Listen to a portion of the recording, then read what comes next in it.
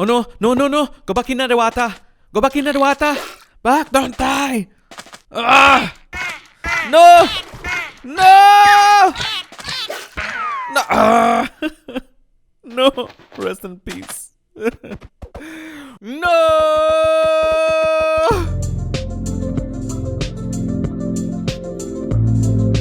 Hello real world spectators, my name is Rain and welcome to another video log of my life on the Isekai Realm. This is video log number 24 and today I do have a bit of building that I want to get done. And the reason we're here on Spawn Island is because we will be working on something here. Now I did say before that I would leave it for a later date because I wasn't in the mood, but now I am. So let's go ahead to this community project center here where we previously did a competition where everyone gathered enough quartz for the Battle Colosseum project, as you can see here. So that we can start working on this, and I think we have enough quartz in here in order to get something done. Yes, we do have a lot of ore, so if we use fortune pickaxe on those, I do believe we will have more than enough quartz in order to get at least some significant amount of building done in this area. Alright, so let's just take a flight to see the size of this and more or less how much work we want to get done. As you can see, it's a fairly large circle we have here, and I think if we grind it out, we can get it done. We do have some quartz here, I believe. There we go. So we don't have to mine using Fortune 3 pickaxe on the ores just yet. So let's start with these that we have right here and make these into quartz blocks so that we can start setting out an area and get a general idea of how we want this build to come out. Now, of course, these are not the only blocks that we will be using that are made of quartz, and these are already very expensive blocks to work with since it's 4 quartz per block, but thank goodness we have enough quartz to work with on this. Okay, so let's get started, and I think the first thing I want to do is start by building a wall around the circle here. And I must say that with these blocks, I'm going to completely freestyle this. I have no plan in mind. So yeah, let's see how it turns out. Let's just build a wall around this, and if I have to replace any of the blocks with pillar blocks or chiseled quartz or any of the variations of the quartz blocks, I'll just have to replace them for a block that I would prefer and I think would look better. So I think a 2-block high wall would be good to keep zombies and players inside and keep them from escaping, because that's part of the challenge, right?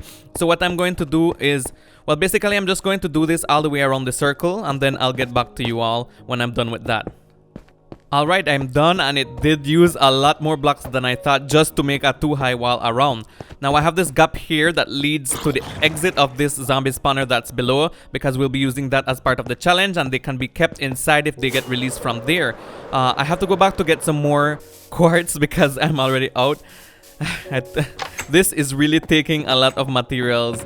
Nope, not in their chest. Alright, let's make some pillar blocks. Yes, because I'm going to start building the pillars, and well, these are pillar blocks after all. Anyway, I think I'm out of regular nether quartz, so I'm going to have to get some of this nether quartz ore here and get my fortune pickaxe and start mining it. As with any project, I need my project box, well, basically a workstation, so I need to find my green... How did I grab this? Put that back there. I need my green shulker box that I use for projects that usually has a bed and workstation stuff in it, but I can't find it. It's not in my ender chest.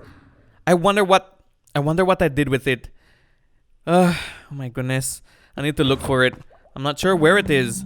The last time I actually mined a shulker box full of wood, and I didn't realize I didn't pick it up, and it eventually despawned, so I really hope I didn't lose my project box that same way. So let's go by the castle and see. Oh goodness. I can't fly. Okay, there we go. Let's see. Okay, oh, thank goodness. There it is. Oh, I was worrying. There we go. It has everything I need to start my projects. Okay, let's go back to Spawn Island and continue working on the Coliseum project. Okay, we have the project box, the toolbox. Let's go in the toolbox and get our Fortune 3 pickaxe so that we can start setting out and mining these nether quartz ore so that we get more than 1 nether quartz per block, right? Okay, let's set down a bed and set our respawn point like so, and then we get started. Let's grab these ores. And the way I have planned to do it this time is to pillar upwards all the way to build height, to the build limit. just like this until everything vanishes out of sight. It's already night. I hope we don't fall and we don't have any phantoms attacking us, if anything. Alright, and then we just mine downwards with our Fortune 3 pickaxe. Of course, you will have some of these that fall down, but by the time you get to the bottom, you can pick them up. Alright. Okay, that's it. So I think we have enough. I actually don't have enough room in my inventory because it seems that I don't seem to be able to pick these up. Yes, my inventory is actually full. Let me just chuck useless things like this bow here. And then we can... Actually, I can make these into quartz as of now. Oh my goodness. Alright, so resuming this coliseum here, what I want to do next is to make some pillars. So what I want to do first though, using these chiseled quartz blocks, is to set out the areas that I want to have a pillar. Of course, the area with the biggest gap will be here, and the others will have smaller gaps in between. Specifically because I want to have 4 entrances, each of which will be facing in the cardinal directions. Okay, so now to complete these pillars, what I'll be using are quartz, block of quartz, regular block of quartz, chiseled quartz, and pillar quartz blocks. So we have 3 of these that we will be using in order to make the pillars upward, because I do have a... why don't they leave me alone? If I ignore them, will they go away and not bother me? I hope so. Well, I can get rid of this guy here since he's lagging behind. Those ones there, I can just ignore them if they want to go mess around by the rocket over there. But anyway, resuming work. When it comes to the height of this coliseum, I do have planned to separate them using the blocks that I just got. So at least 3 floors worth of height using quartz, chiseled quartz, and pillar quartz blocks. That will be my indicator for marking out each of the different floors going upward using the pillars, right? So we start with this 1 chiseled quartz here. We go 2 pillar blocks up. That would make enough space. And then a chiseled quartz and a regular quartz block. So that from here, it's another floor. Right here where we have this quartz block here. And then we just make our way upwards using the same pattern, basically. We just have to repeat this about 3 times. It's 2 more times, yes, definitely. It's a bit tricky. I hope I don't get it wrong because... It's just something that I took out of my mind to do so that I can have a general idea of what I'm going to do. Remember, I'm actually freestyling this a bit. Alright, so I'm just going to build more pillars like these. As you can see, it does have a pattern, and each floor will start where you see a regular quartz block. Okay, so after having done a few of these pillars, I think I've gotten the pattern down easily. So we have 2 pillars, 1 chiseled, 1 regular, 1 chiseled, 2 pillars, 1 chiseled, 1 regular, 1 chiseled, 2 pillars, 1 chiseled, 1 regular, and there we go. We have for the 3 floors for each one. Oh, this is getting easier as I go on. Alright, so now all the pillars have been done, and as you can see, this will be the max height of this Colosseum project here. We have all the pillars going upward, and like I said before, where you have the regular quartz is where each of the floors will be starting. So we have 2 more floors to go up. Of course, they won't have actual floors. It's just a way to measure the distance between each of the borders that will be going around the Colosseum itself, because we know Colosseums are basically open areas, right? It's more of an open area. Anyway, so what I'm going to do now is actually build the borders or the rings around each of the levels for it to actually start looking like a Colosseum. Okay, so I'm actually enjoying making this Colosseum. Is that another patrol, or is that the same one from 2 hours ago? I swear there are so many of those coming around. But yeah, I'm really enjoying this. Look, another one. Another patrol just came around. Great. It's a good thing they're not around to like shoot me off of this thing here. Okay, I spoke too soon because I'm down here because one of them shot me off the top of this.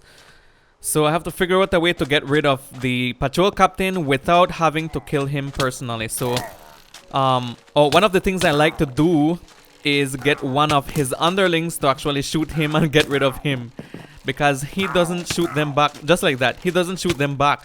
So if I go in front of him like that and have the others behind him, they can shoot him and get rid of him for me. Just like that. Okay, there we go. Then I just have to get rid of these guys here, and that's an excellent strategy for doing that. So what I want to do for this build to seem like if it has a decent foundation, I'm going to be using some of these slabs and placing them all around the build, because usually with builds like these, we have a bit of a flat base. It's usually wider at the bottom and the top of a coliseum build. So that's what I'm trying to achieve by placing these slabs going all the way around the base of this build. What I need to do now is find the center pillar on each of the corners. I think this is the one. So from here, we place a stair here facing this direction and the other direction on the other side. So that will be the center pillar that decides which direction we place these stairs going all around. So we'll do the same, but another direction on this side, just like so. So I'll just have to do this all around, and then I guess we'll see if it actually looks good. Alright, let's just take a quick flight and see. Yes, I do like the detail, how detailed it looks with all those slabs and stairs there as the base of this. Alright, that's done. And I want to finish the rest of this build without having to update you with every little thing that I do, so I'll be back when I'm done with it. Alright, so it has taken me a couple hours, I would say, and this is the result that I have right here, right now. There we go. As you can see, we have the rings around each of the levels that I had mentioned before, and I think it came out quite well considering. And also, this is in no way the final product. We do have some pillager patrols spawning around here. If I don't mess with them, they won't be any trouble at all. They shouldn't be. They spawn any and everywhere, which can be a little bit tiresome and troublesome sometimes. As you can see, we have some boats here. I did capture another one here because I want to save them for later, if anything, if I need to trigger some raids to happen. But anyway, let's take a flight quickly, if I can fly, to see what it looks like from above. And I think this is coming out quite well, considering I didn't start it having a particular plan per se. So let's just land up here on one of the rings here, and I think this is a decent amount of space for a PvP game to be made, to be played, and I think it will work quite well with whatever I already had in mind to use this particular build for. And remember, like I said before, this is in no way the final product. This is just as far as I'm going for now, because I'm already tired. So for now, I'm done with working on this build, and eventually I'll work on putting in the walls and also adding in some traps and parkour elements to be a part of the actual PvP game that I have intended for this. But for now, let's just go ahead and work on another project and leave this behind for a bit until I feel inspired enough to continue working on it again. But first, let me go ahead and check in with my little fox friends here. I think I probably need to feed them. It's been quite some time now, and I noticed that they have other items in their mouths. So let's get that. And yep, he released the string that he had in his mouth before I threw the berry at him. And also we have a fourth fox in here. It's a guest. Oh, okay. So we have a berry bush in here, just like out there. And they actually pick the berries themselves. So I guess I don't really have to come in here to feed them anymore. All of a sudden I have a fourth fox. It must be a wild one that came inside to try to be friends with them. Anyway, let's go to the site where I want to start building a new project here. Another building in the experimentation and research area. As you can see, we have some leaves clearing here because I cleared out this area from trees because I want to start building another functional building, much like the wither killer thingy. And so yeah, I have a general idea, and obviously it will use the same block palette that I've been using this entire time for this area. So let's start here.